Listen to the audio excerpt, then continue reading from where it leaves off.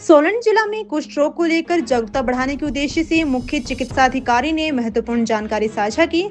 उन्होंने स्पष्ट किया कि कुष्ठ रोग पूरी तरह से ठीक होने वाली बीमारी है और समय पर पहलवान व इलाज से होने वाली शारीरिक विकृति से बचा जा सकता है।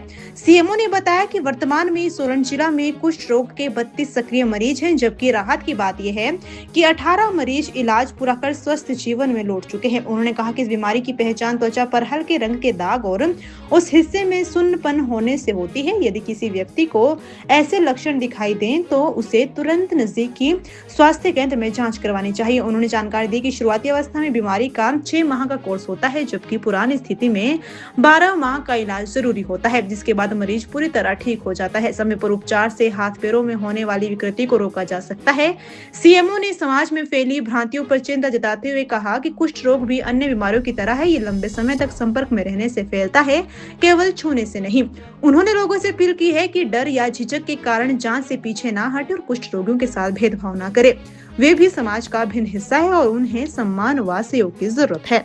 30 जनवरी को हम लेप्रोसी डे मनाते हैं। इस दिन के माध्यम से हम लोगों में ये चेतना पैदा करना चाहते हैं, जागरूकता पैदा करना चाहते हैं लेप्रोसी के बारे में।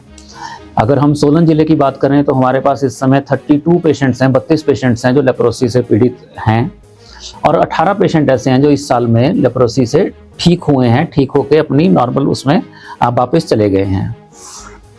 जो लेप्रोसी है, जिसको हम कुष्ठ रोग भी बोलते हैं, इसके जो साइन एंड सिम्टम रहते हैं वो रहते हैं कि एक तो हाइपोपिगमेंटेड दाग हो जाते हैं, स्किन थोड़ी हल्की हो जाती है और सुन्नपन आने लग जाता है।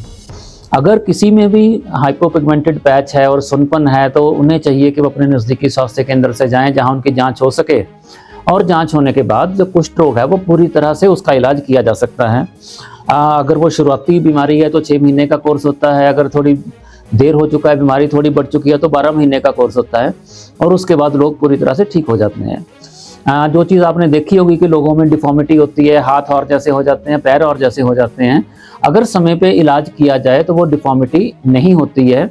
ग्रेड 2 डिफॉर्मिटीज़ हैं वो नहीं होती हैं अगर समय पे इलाज किया जाए। तो हमारा प्रयास यही रहता है कि डिफॉर्मिटी होने से पहले पहले हमें मरीज़ का पता लग जाए और हम मरीज़ को इलाज दे सकें और मरीज़ को इलाज दे के उसे पूरी तरह से ठीक किया जा सके।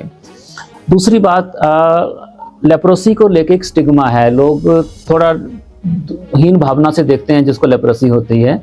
अन्य बीमारियों की तरह ये भी एक बीमारी है। ये जो फैलती है ड्रॉपलेट इन्फेक्शन से फैलती है, नेजल सिक्रीशन से फैलती है। यानी कि अगर किसी लेप्रोसी के पेशेंट ने रेलिंग पे अपने नाक की सिक्रीशन लगा दी, आपने आप हाथ चलते चलते उस पर हाथ लगाया और अपने नाक में डाल लिया तो बीमारी हो सकती है। अगर लेप्रोसी का पेशेंट आपके साथ बहुत लंबा टाइम कांटेक्ट में रहता है तब जाके बीमारी होती है, नहीं तो कांटेक्ट से, डायरेक्ट कांटेक्ट से ये बीमारी जो है वो नहीं होती है। तभी होती है अगर बहुत लंबा समय आपके कांटेक्ट में रहता है। तो मैं आपके माध्यम से लोगों से अपील ये भी करना चाहूँगा कि अगर आप में हाइपोपिगमेंटेड पैच है, आप में सुन्नपन आ रहा है तो नज़दीकी स्वास्थ्य केंद्र में जांच कराएं। और अगर कोई लेप्रोसी का पेशेंट है, लोग जांच कराने इसलिए भी आगे नहीं आते, उन्हें डर लगता है कि लेप्रोसी हुई तो लोग हमें घर से निकाल देंगे, ऐसा कर देंगे।